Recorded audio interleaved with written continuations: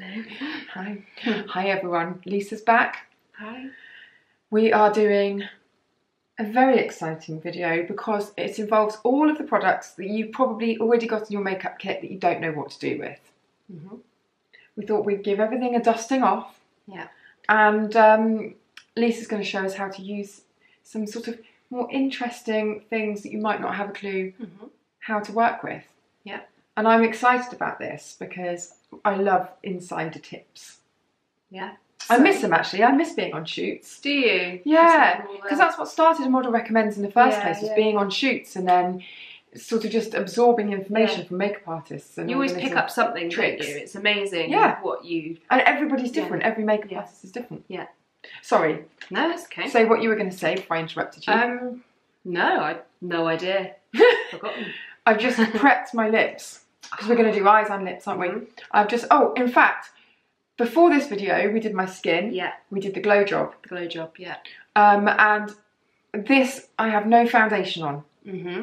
I think it's incredible. Yeah. So you need to go and watch that if you want to know how my base was done, because it's a layering of many amazing things. It's not intricate, but it's not just like slapping on a load of foundation. So go and check that out. But also I've prepped my lips with these, which I just went, oh my God, those are amazing. They are Pure Clean Scrub and Peel Wipes from Kiko. I just said to Lisa, would you use these on your face? She was like, oh my God, no, your face would fall off. She uses them on lips just to give them a bit of a scrub. Yeah. And I also very much like the way you just tore me off a little strip. Yeah. Because you don't need a whole wipe. No. Just to do your lips. So these would literally last you about 20 years. Yeah. Okay. Hello. Sorry, you filming? Yes. Do I have time to quickly go to the barber's and get a haircut? Your usual routine of... No, I went up there, they're open until 12, sorry. Yeah. Well, I'll be straight back. If I get there now, I'll be the first in the 10 minutes done. Yeah, okay, bye.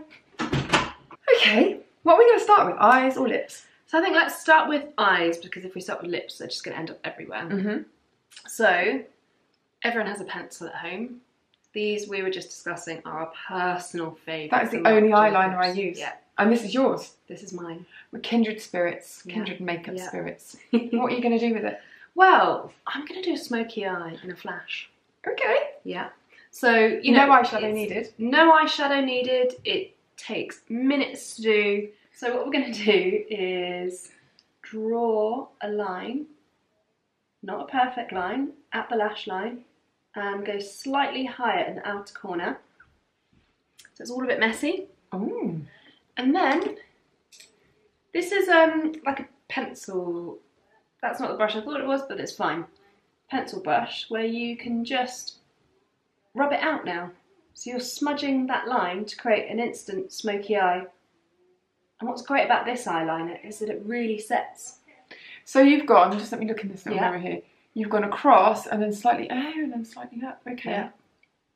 Ooh. So I never go across the top because I'm always so worried that you get that disconnect and then it makes you look really old. Do you know when you get that sort of... So you've gone right into the lashes there. Right into the lashes because I feel that it just really thickens the lashes instantly. And then what I do is, with you looking straight forward, is that just pull that excess product slightly up so you'll get this kind of haze of a slight, like a mid-tone brown then, through. Just as a little hint. And that's just all with the excess that was on the brush? That's amazing. Good, isn't it? Yeah. And then look up. So I'm just going to do a teeny bit on the outer corner of the eye. And then, I just want to show you a different technique. If you don't have a brush, a Q-tip. This just gives you the perfect smudge. So if you use your finger, you'll take too much off. That's so quick, that was seconds. Yeah. Done. Yeah. That's a smoky eye. Then obviously you do mascara. Shall I twist the mirror? Oh, thank you. That's actually really helpful, yes. Wow. Yeah. Easy. Do you ever go into the waterline or you literally just keep it really... I do like to do a waterline, but I know it's not for everyone. So it just depends. So this is just like first level? First level, yeah. And if you wanted to, you know, upgrade it, it just depends on your confidence in doing it. You could tight line the top waterline, bottom waterline. And if your eyes are more hooded, it's really important to look straight forward when you do that and take it up a bit higher than would naturally feel, where you naturally feel it would be. Does that make sense? So if I was doing it on myself, I would look straight ahead. Yeah. I would so I'd do that bit with my eyes closed, all the way across, and then where did you take it up to? So where it meets the kind of, you feel the bone, you just feel the edge of the bone there, and then you get your brush and you just sort of run it along with your eye open into where The crease bone, is. yeah, but just above the crease almost. Okay. So you really see it. So you Oh, get I that slight haze see. of colour around the eye. Yes. Yeah. Rather than keeping it low and then you're like... Yeah, then it just doesn't, everything sinks in a bit more. Well, this is creating an illusion of opening up the eye. Yeah. Next eye one, we've got some options. So a lot of people get scared with quite shimmery kind of palettes. So we've got this one. And Especially with bold colours. Yeah, definitely. And there's definitely a way to wear them quite beautifully and almost subtly, but actually utilise them as well, because it's, you know, there's always that one sad one in there, isn't there? Yeah. That's left, and the rest are a bit bold. And this one's And whatever you do with it, you just look like an 80s sort of... yeah. Should we pick a really difficult colour? Go on, I mean, I always think that blue Blue. is difficult. Yeah. Because it's immediately just 80s, isn't it? Mm-hmm.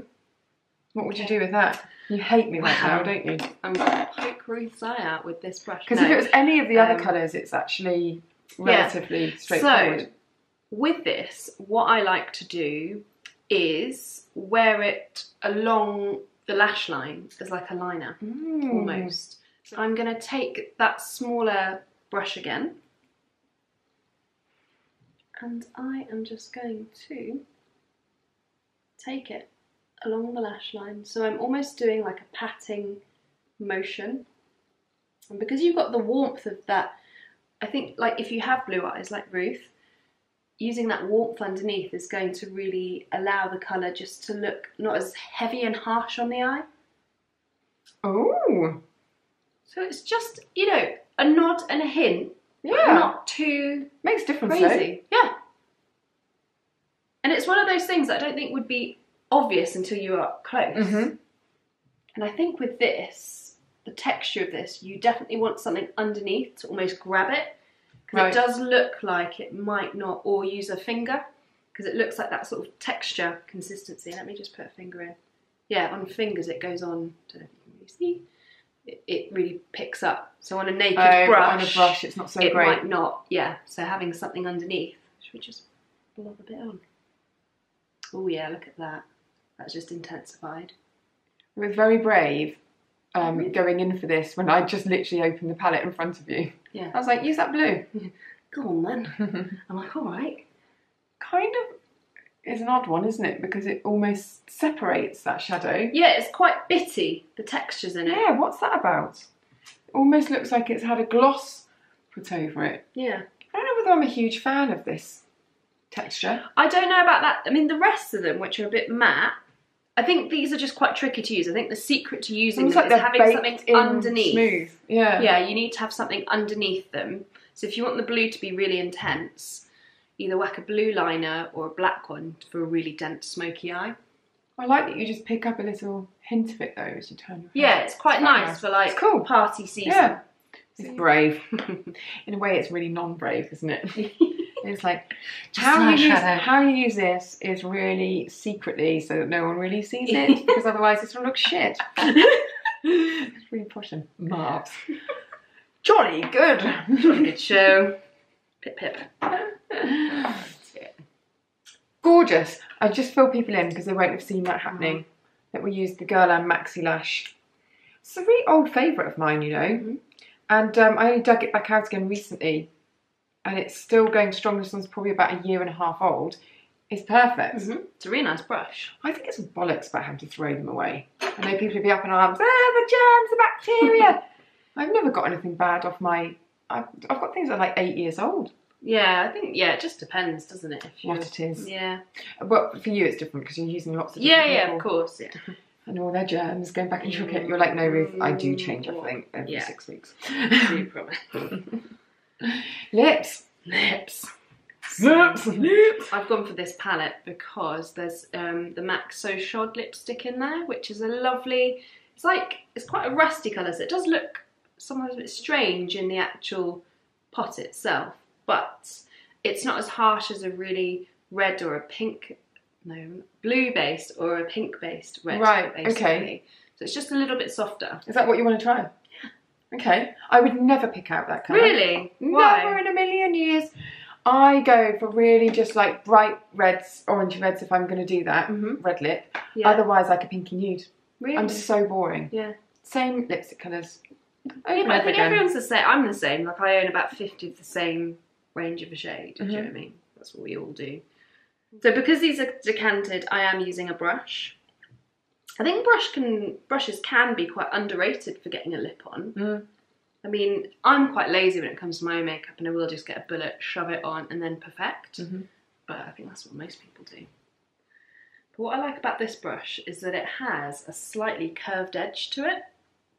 You see? It's got a flat side and a curved side. So it's perfect to do a Cupid's bow. Do you have a line beforehand? You don't need to with a brush? Well, I don't think it's always essential. I think if you're overdrawing your lips, yes, if you want a really super, super crisp lip. But, you know, it's the season where we're going to be drinking and eating. And, you know, it's just not going to stay. No. So I think, you know, just get straight to it. Yeah.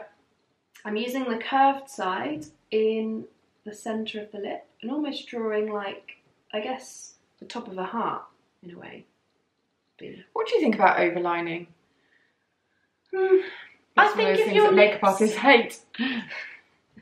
It depends how it's done. If it's done well, it's all right. But you do see a lot of just, you know, up here. It just looks really weird to a naked eye. It's obviously different if it's a campaign and it's been well edited, but otherwise, I think my real secret for it would be to use a colour really close to your natural lip colour, even if you're going for a bold red like this, because then if it wears, it's quite seamless to your natural lip colour rather than having like a stain of a red whatever on your lip.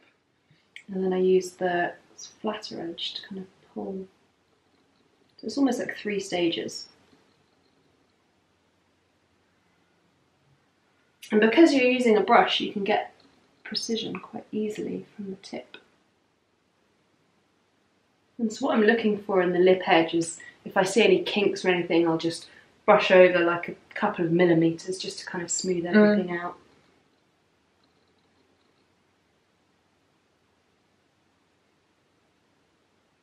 But if you get the bulk of colour on first, then worry about correcting after.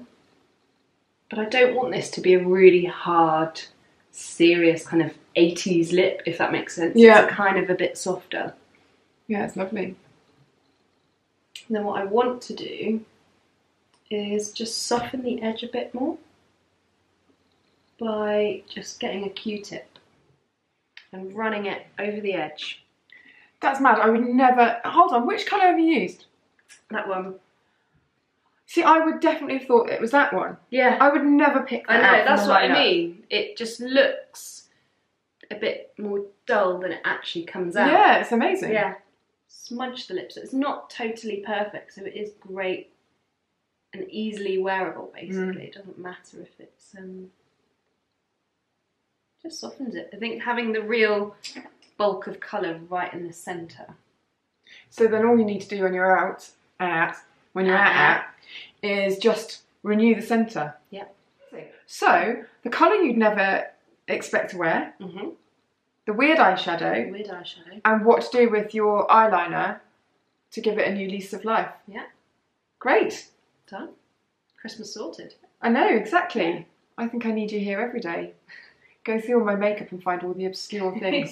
Yeah. Maybe that could be a series. Could be a thing. Challenge Lisa. I find really weird shit and you have to put it on me and make it look good. If you want to see that, can we have like some voting? Right, I'm really scared. I'm really scared. Yeah. Vote Lisa. And she'll be back. Yeah, definitely. We'll do some other stuff. Thanks for watching, everyone. We will put all the details of everything we've used down in the description box. And make sure you're following Lisa on Instagram What is your handle? It's a bit of a mouth. I'm going to put it on the screen. Lisa Caldognetto makeup. Lisa Caldognetto. I thought you had to do Dognetto. You have to do the hand thing to get like that? to say it properly. Yeah. Yeah. I'm going to print it across the screen. I'm going to link to it below so you can just click and go straight on over because her makeup videos are amazing. Thank you. Thanks for watching, everyone. See you next time. Bye.